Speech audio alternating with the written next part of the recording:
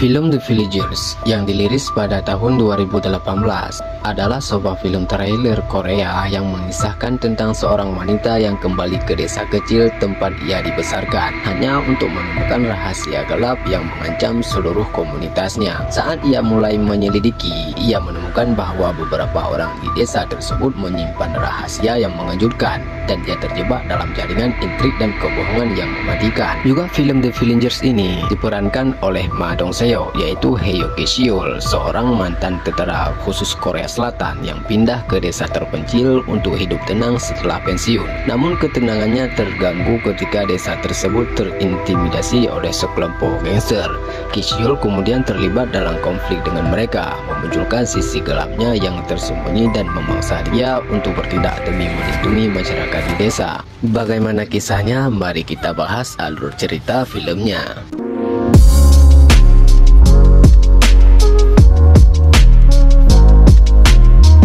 Film ini dimulai dari sosok seorang gadis yang berjalan sendirian di tengah malam, lalu berhenti sebuah mobil di depannya. Berpindah adegan. Di sini seorang pria mendatangi sebuah restoran dalam acara perkumpulan tinju. Pria ini bernama Heo Ki-seol. Di tempat ini dia mendatangi manajernya. Dia sebagai pelatih tinju merasa dirinya telah dibohongi. Dengan penghargaan yang dibawanya, dia merasa dikhianati dan direndahkan. Oleh Pak Ketua Asosiasi pun menantangnya. Terjadilah keributan kecil di sini. Setelah kejadian itu, Heo Ki-seol pun diberhentikan sebagai pelatih tinju setelah dipecat.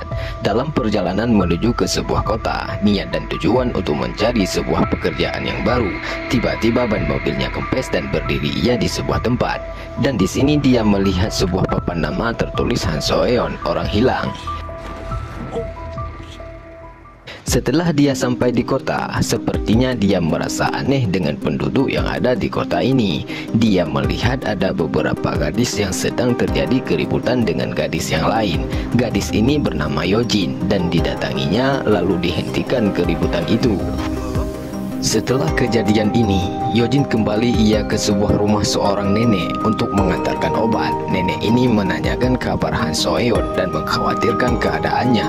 Dia adalah nenek gadis yang hilang itu.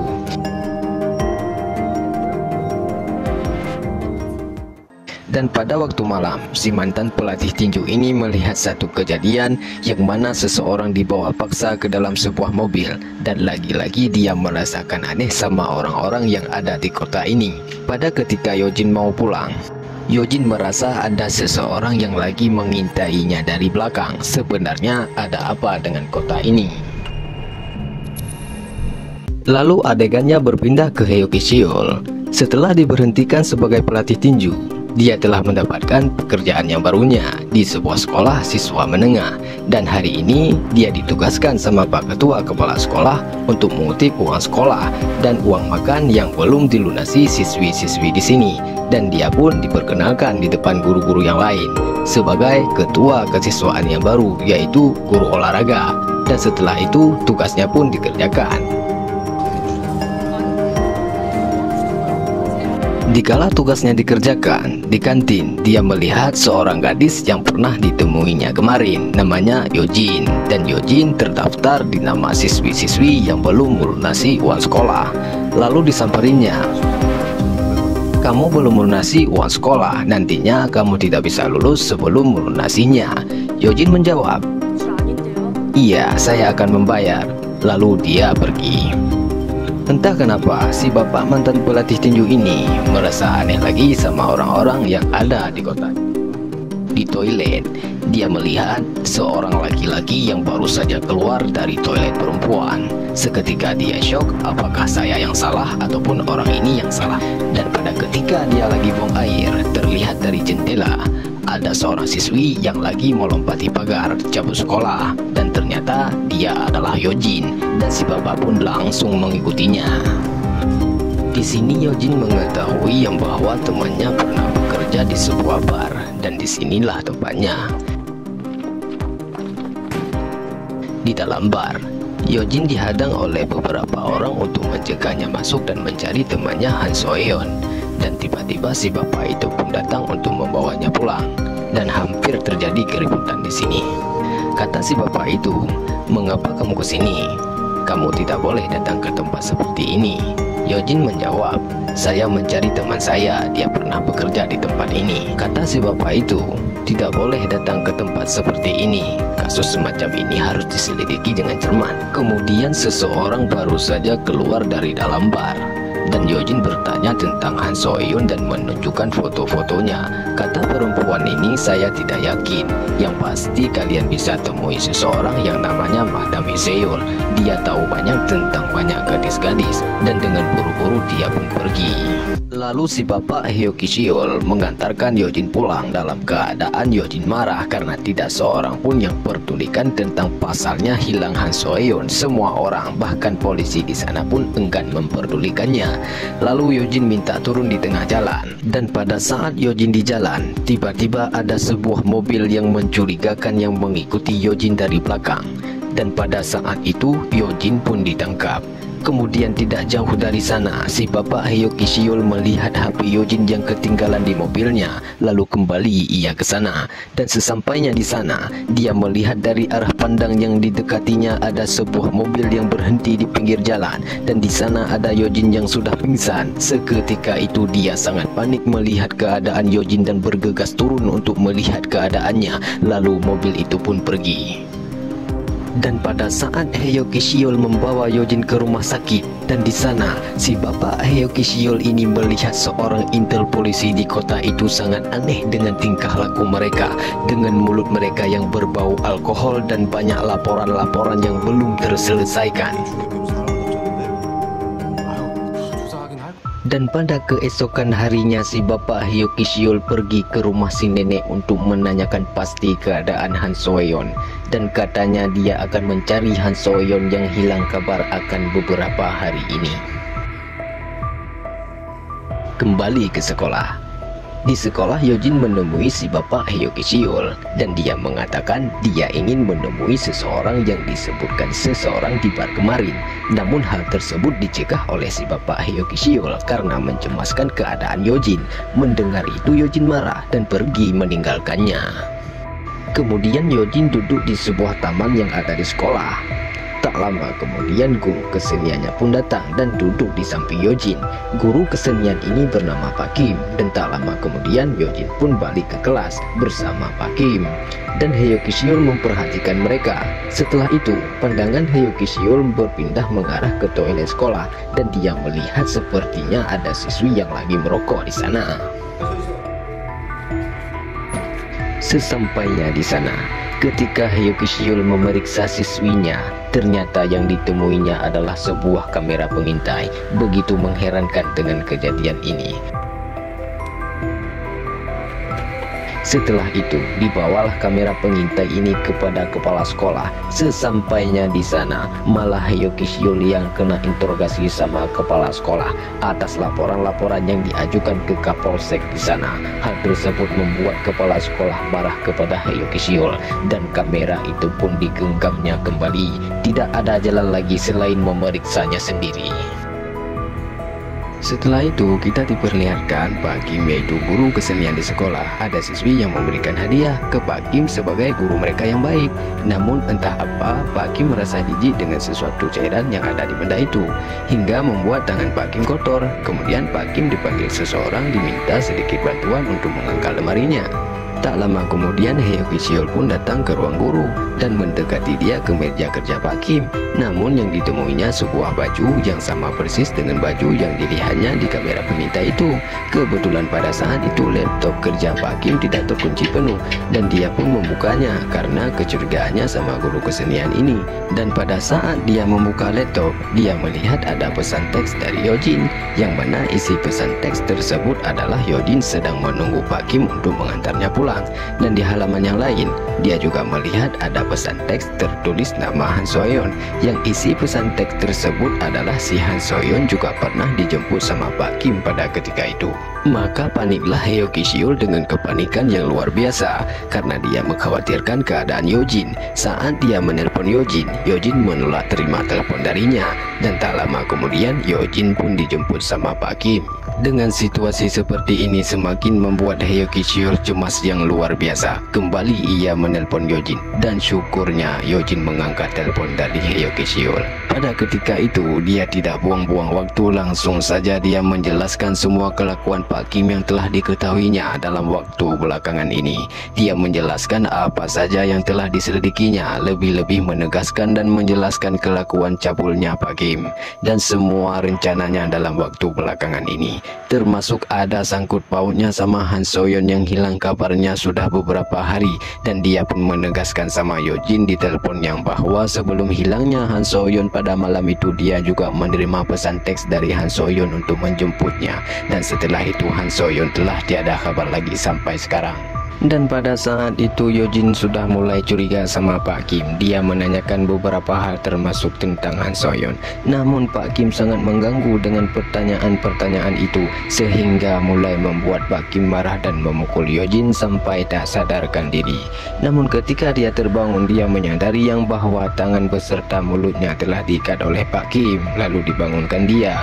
Yojin menatapnya dengan ketakutan dan Pak Kim pun tidak merasa bersalah sedikit pun dengan apa yang telah dibuatnya ke Yojin. Dan pada saat itu pandangan Yojin mengarah ke sebuah lemari obat, dan di sana ada sebuah benda milik Han Soyeon, dan Pak Kim mengetahuinya yang bahwa Yojin menatapnya dengan penuh kecurigaan, dan dia tetap diam tidak menjelaskan apa-apa. Datanglah Haeyoki Seol dengan tepat waktu. Dengan segera ia mencari celah masuk dengan melompati pagar sambil memanggil-manggil nama Yojin. Mendengar suara Pak Ki Seol memanggil-manggil nama Yojin, paniklah Pak Kim pada saat itu dan berniat menyembunyikan kejahatannya. Pada saat Pak Kim menyeret Yojin, Pak Ki Seol melihat dengan keadaan Yojin, tangan dan mulutnya yang terikat tergeletak di lantai, tidak tinggal diam. Apalah daya, bukankah dia seorang pelatih tinju? Dia pun melayangkan pukulan roketnya ke arah pintu. Ambruklah pintu rumah. Lalu ia masuk ke dalam rumah hingga membuat Pak Ki Seol sangat geram dengan kelakuan Pak Kim. Langsung dikasih pelajaran sama Pak Ki Seol. Setelah kejadian ini, Pak Haeyoki Seol begitu geram dengan kelakuan Pak Kim, dan Pak Kim pun meminta maaf atas kejadian ini. Kemudian Haeyoki Seol menginterogasi Pak Kim, menanyakan beberapa hal termasuk barang-barang Han Soyeon yang ada sama Pak Kim, hingga dia menjelaskan dan menceritakan bagaimana kejadiannya. Dari kisah yang diceritakan Pak Kim, di malam itu dia hanya menjemput dan mengantarkannya ke sebuah tempat, dan karena kekhawatirannya dia kembali menengok Han Soyeon di tempat yang diturunkannya beberapa saat yang lalu. Pada saat dia kembali, yang ditemuinya hanya sebuah handphone, sedangkan Han Soyeon sudah tidak terlihat lagi di sana. Kemudian Pak Kim menyesali perbuatan, namun apalah daya, Yojin diam-diam sudah membuat laporan akan kelakuan Pak Kim hingga dibawanya ke kantor polisi di kota itu. Dan di kantor polisi, Haeyoki Seol melaporkan dan menjelaskan semua kelakuan Pak Kim, termasuk di dalamnya masalah kamera pengintai itu. Tapi entah kenapa di kantor polisi enggan mempedulikan kasus yang dibawanya. Dia merasa ada yang tidak beres dengan kuasa hukum yang ada di kota ini. Kemudian Haeyoki Seol berjumpa dengan mantan murid tinjunya yaitu Dongsu, dan membicarakan tentang kasus yang sebelumnya yaitu kasus hilangnya Han Soyeon. Ternyata kasus Han Soyeon pun tidak berjalan dengan semestinya, dan Haeyoki Seol pun sangat geram dengan kuasa hukum yang ada di kota ini. Setelah kejadian itu, Haeyoki Seol pun dipanggil ke ruang ketua kepala sekolah. Sepertinya ada sesuatu yang ingin dibicarakannya, dan ternyata dengan laporan-laporan yang diajukan ke kantor polisi menjadi masalah bagi pekerjaan Pak Ki Seol. Pihak sekolah menganggap laporan-laporan yang telah diajukan ke kantor polisi dapat membuat nama sekolah tercemar akan nama baiknya. Oleh karena demikian, Haeyoki Seol pun diberhentikan di sekolah. Di keesokan harinya dia mendapatkan sebuah panggilan telepon dari Dongsu, dan kemudian dia pergi. Kemudian Haeyoki Seol menjumpai Dongsu dan menanyakan ada apa dan apa yang terjadi. Dongsu pun menjawab, ada korban bunuh diri. Korban itu bernama Han Soyeon. Dan tak lama kemudian Yojin pun datang. Begitu sangat-sangat terpukul, membuat Yojin menangis menjerit-jerit dengan penuh kehilangan, sehingga membuat dia merasakan kejadian ini hal yang tidak mungkin, sangat memprihatinkan. Dongsu tidak tahan melihat kejadian tersebut. Dia menelpon seseorang dan menanyakan barang bukti yang dibawa Pak Kisiol kemarin ke kantor polisi. Kejadian ini pun membuat si nenek shock besar dan harus dirawat di rumah sakit. Kembali lagi ke kantor polisi dan di sana ada Dongsu. Dongsu secara diam-diam mengambil barang bukti sebuah handphone untuk diselidikinya. Lalu dihidupkan layar HP tersebut. Kemudian dia memeriksa data-data yang ada di HP tersebut. Dongsu melihat ada pesan masuk dari seseorang di akhir sebelum hilangnya Han So-yeon. Orang itu bernama Lee Se-yeol. Lalu Dongsu memberitahukan kepada Pak Kisiol tentang nama orang tersebut, sehingga pada saat itu Heo Kisiol tanpa rasa takut sedikit pun dia berani menjumpai Madam Lee Se-yeol ini di bar yang pernah didatanginya kemarin itu. Sesampainya di sini tepatnya dia langsung menemui Madam tersebut, lalu menanyakan apa yang diketahuinya tentang Han So-yeon dan bagaimana kejadian yang sebenarnya. Lalu Madam ini menceritakan kejadiannya. Pada malam itu Han So-yeon sedang menghibur beberapa orang di bar, salah satunya termasuk Pak Ketua Kepala Sekolah. Sedangkan Pak Ketua tidak tahu yang bahwa Han So-yeon adalah salah satu dari siswinya di sekolah. Di sini Han So-yeon menjadi wanita malam karena dia butuh uang untuk mengobati neneknya yang sedang sakit. Kemudian Han So-yeon melarikan diri dari mereka. Pada saat itu salah satu dari bawahan Pak Ketua yaitu si Guak sangat marah akan kelakuan Han So-yeon. Si Guak berteriak di telepon menelpon Han So-yeon dan kemudian menjemputnya. Setelah itu Madam Lee Se-yeol tidak tahu lagi bagaimana keadaan Han So-yeon. Namun setelah Madam menceritakan tentang Han So-yeon, Pak Kisiol langsung menemui si Guak untuk menanyakan kabar Han So-yeon yang selanjutnya. Namun apa yang terjadi? Sesampainya di sana Heo Kisiol ingin berbicara dengan si Guak karena Heo Kisiol ini sudah lama diincar-incarkan oleh si Guak, yaitu pembawa masalah bagi mereka. Dihajarlah Heo Kisiol oleh bawahannya si Guak. Heo Kisiol pun tidak tinggal diam, langsung dia membela dirinya. Apa boleh buat, bukankah dia mantan pelatih tinju? Hingga tumbanglah mereka semua. Namun setelah keributan tadi, si Guak yang merupakan kepala dari kawanan mereka pun diinterogasi oleh Pak Kisiol. Dia menanyakan kisah selanjutnya pasal hilangnya Han So-yeon. Namun si Guak bersikeras menjawab yang bahwa bukan dia dibalik kejadian pasal hilangnya Han So-yeon. Hingga pada akhirnya dia pun menceritakan kejadian sebenarnya yang terjadi. Di malam itu, Guak mau menjemput Han So-yeon, namun sesampainya di sana ketika dia masuk ke dalam sambil memanggil-manggil Han So-yeon, tahu-tahunya si Guak sangat terkejut melihat kejadian Han So-yeon disekap seseorang yang bertopeng.